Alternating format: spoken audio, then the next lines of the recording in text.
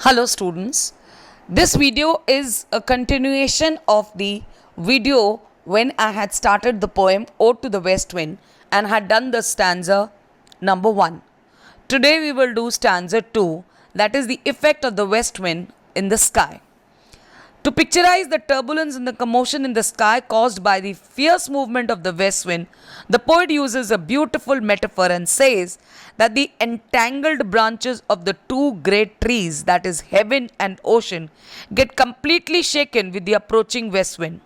They shed their leaves, that is clouds which are the messengers of rain and lightning.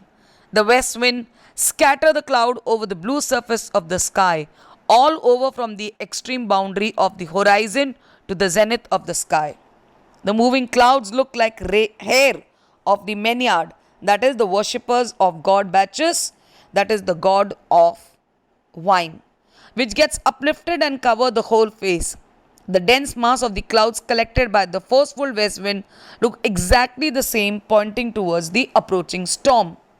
Now, the poet describes the vast sky as the doom of a sepulchre over the dying year. He begins by saying that the crackling sound of the clouds sing dirges, that is, song of death, for the year that is coming to an end. This year will be buried, and the sky filled with vapors will be the doom of the grave of the dead year. From the ceiling of the dome, rain, lightning, and hail will burst. At the closure of the stanza, the poet prays to the congregated force of the west wind. In the third stanza, the effect of the west wind on the sea is described very clearly. Firstly, the poet gives a breathtaking description of sleeping sea in summers. The calm, serene Mediterranean Sea was lulled by the soft music of the crystalline streams depositing their waters in the sleeping sea beside a pumice isle in Baies Bay, that is in Naples, Italy. The Mediterranean Sea saw the dreams of the drowned palaces and towers on its surface. That is, that the palaces and the towers can be seen because of the settled water. These palaces, towers are covered with moss and flowers.